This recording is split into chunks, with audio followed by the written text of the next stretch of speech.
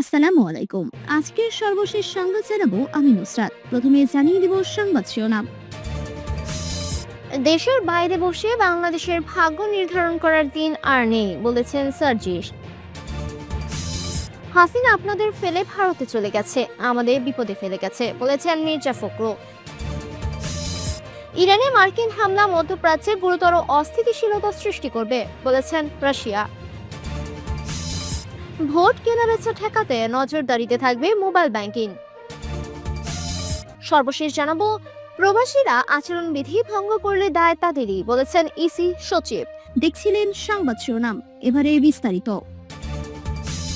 দেশের বাইরে বসে বাংলাদেশের ভাগ্য নির্ধারণ করার দিন আর নেই, বলেছেন সার্জিস। জাতীয় নাগরিক পার্টি এনসিপি উত্তরাঞ্চলের মুখ্য সংগঠক ও পঞ্চগড় 1 আসনের 11 দলীয় জোটের শাপলাকুলির প্রার্থী সার্জিস আলম বলেছেন, শেখ হাসিনা ভারতে বসে বাংলাদেশের সিদ্ধান্ত নেবে বা বাইরে বসে কোনো দেশ বা অন্য কোনো এজেন্সি বাংলাদেশের ভাগ্য নির্ধারণ করবে, ওই দিন আর নেই।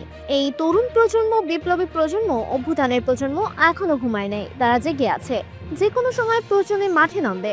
সোমবার 26 জানুয়ারি দুপুরে আসন্ন ত্রয়োদশ জাতীয় সংসদ নির্বাচনকে কেন্দ্র করে নির্বাচনী প্রচারণায় গিয়ে পঞ্চগড় পৌরসভার তুয়ারডাঙ্গা এলাকায় গণসংযোগ ও উঠান বৈঠক শেষে তিনি এই কথা বলেন। সার্জিস আলম বলেন, মাঠ পর্যায়ে মানুষের ব্যাপক সাড়া পাচ্ছি। মানুষ শুধু একটা কথাই বলছে, আমরা এখন চুপচাপ আছি, কিন্তু ভোটের দিন আপনারা ব্যালটের বিপ্লব দেখবেন। ইনশাল্লাহ আমরা যদি 12 ফেব্রুয়ারি একটা স্বচ্ছ ভোট নিশ্চিত করতে পারি, প্রশাসন থেকে সরকারের সার্বিক সহযোগিতায় এবং রাজনৈতিক দলগুলো সহযোগিতায়, তাহলে পঞ্চগড় 1 আসন পুরো বাংলাদেশে 11 দলীয় ঐক্যবদ্ধ বাংলাদেশে এবার গঠন করবে ইনশাল্লাহ। প্রশাসন থেকে শুরু করে অন্যান্য রাজনৈতিক দল সহ অভ্যুত্থানে যারা অংশগ্রহণ করছিলেন সবাই ঐক্যবদ্ধ একটি সুষ্ঠু, স্বচ্ছ ও অবাধ একটা নির্বাচনের জন্য দাবি করে এনসিপির এই নেতা বলেন, যে নির্বাচনের মধ্য দিয়ে গণতন্ত্রের প্রক্রিয়া সামনের দিকে এগিয়ে যাবে। তরুণ প্রজন্ম প্রসঙ্গে সার্জিস বলেন, পঞ্চগড়ের তরুণ প্রজন্ম যেমন অভ্যুত্থানের লড়াই করে এই পঞ্চগড়কে মুক্ত করেছে, পুরো বাংলাদেশের প্রজন্ম বাংলাদেশকে মুক্ত করার কাজ করছে একইভাবে।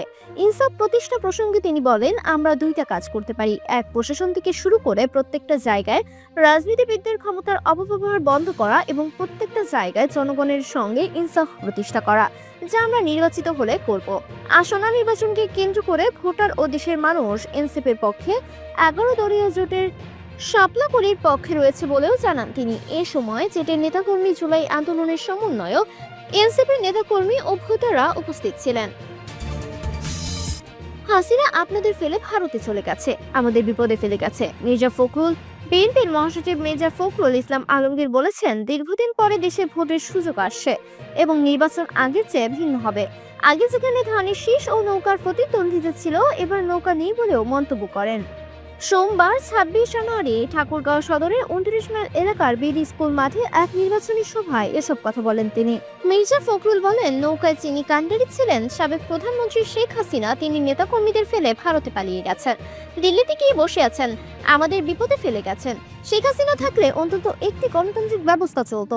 তিনি আরো বলেন, এবার নতুন একটি মার্কার সামনে এসেছে, যারা স্বাধীনতার সময় বিরোধিতা করেছিল তারাই এখন সরকার গঠন করতে চায় বলে অভিযোগ করেন তিনি। নির্বাচনী সভায় হিন্দু সম্প্রদায়ের ভোটারদের উদ্দেশ্যে বিএনপি মহাসচিব বলেন, এই দেশে কোনো সংখ্যালঘু নেই, সবাই বাংলাদেশী নাগরিক এবং সবার সমান অধিকার। কেউ ভয় পাবেন না, সাহস নিয়ে চলবেন, আমার ভাইয়েরা সবসময় আপনাদের পাশে থাকবে। তিনি আশ্বাস দিয়ে বলেন, বিএনপির ক্ষমতায় এলে দেশের সব নাগরিকের অধিকার রক্ষা করা হবে। মির্জা ফখরুল বলেন, আমি রাজনীতি করে ব্যবসা করি না, রাজনীতি করি মানুষের কল্যাণের জন্য। বিএনপির রাজনীতির মূল লক্ষ্য হলো সাধারণ মানুষের অধিকার রক্ষা, ন্যায় বিচার প্রতিষ্ঠা এবং একটি গণতান্ত্রিক রাষ্ট্রে গড়ে তোলা। তিনি আরো বলেন, দেশের মানুষ দীর্ঘদিন ধরে ভোটের অধিকার থেকে বঞ্চিত, জনগণের ভোটে নির্বাচিত সরকার প্রতিষ্ঠা করাই আমাদের অঙ্গীকার। স্থানীয় জনগণের উদ্দেশ্যে বিএনপির মহাসচিব বলেন, আপনারা ভয় না পেয়ে ভোট কেন্দ্রে গিয়ে নিজের ভোট নিজে দেবেন। ইরানে মার্কিন হামলা মধ্যপ্রাচ্যে গুরুতর অস্থিতিশীলতা সৃষ্টি করবে, বলেছেন রাশিয়া। সব পক্ষকে সংযম দেখানোর আহ্বান জানিয়ে রাশিয়া বলছে, ইরানের উপর সম্ভাব্য মার্কিন হামলা মধ্যপ্রাচ্যে গুরুতর অস্থিতিশীলতা সৃষ্টি করবে। সোমবার 26 জানুয়ারি ক্রেমলিনের মুখপাত্র দিমিত্রি পেসকভ সাংবাদিকদের কথা জানান। ওয়াশিংটন ইরানের বিরুদ্ধে সামরিক পদক্ষেপের কথা বিবেচনা করতে পারে এমন প্রতিবেদনে প্রসঙ্গে দিমিত্রি পেসকভ সাংবাদিক বলেন, এটি নিঃসন্দেহে এই অঞ্চলের পরিস্থিতিকে গুরুতরভাবে অস্থিতিশীল করার পথে আরেকটি পদক্ষেপ হবে।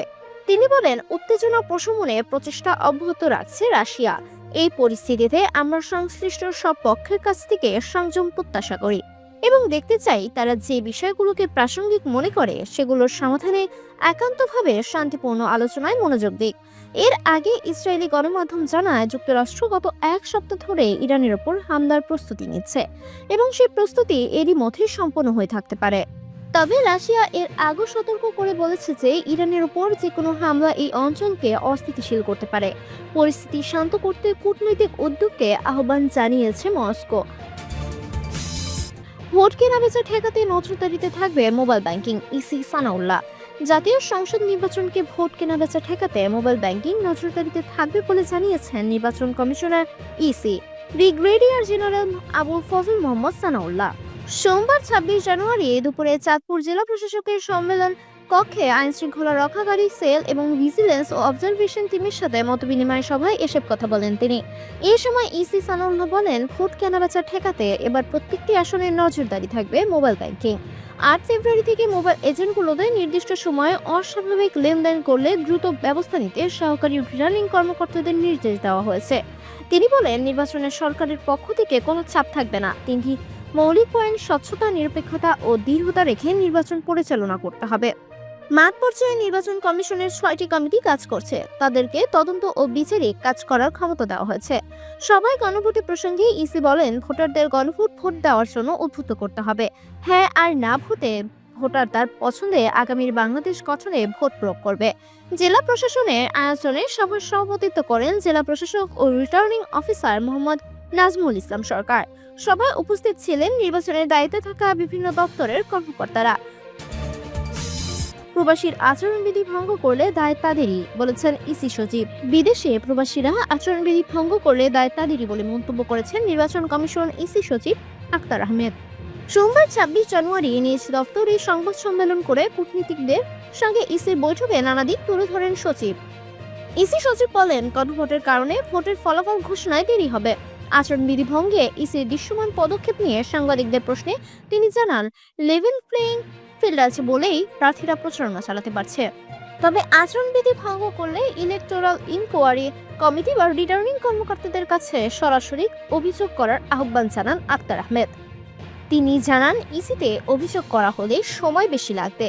সিইসির বিরুদ্ধে আদালত অবমাননার রুলের বিষয়ে নির্বাচন কমিশনের কোনো চিঠি পায়নি বলেও জানান সচিব। আক্তার আহমেদ আরও জানান, আজ থেকে পাঠানো হচ্ছে দেশের ভেতরে পোস্টাল ব্যালট।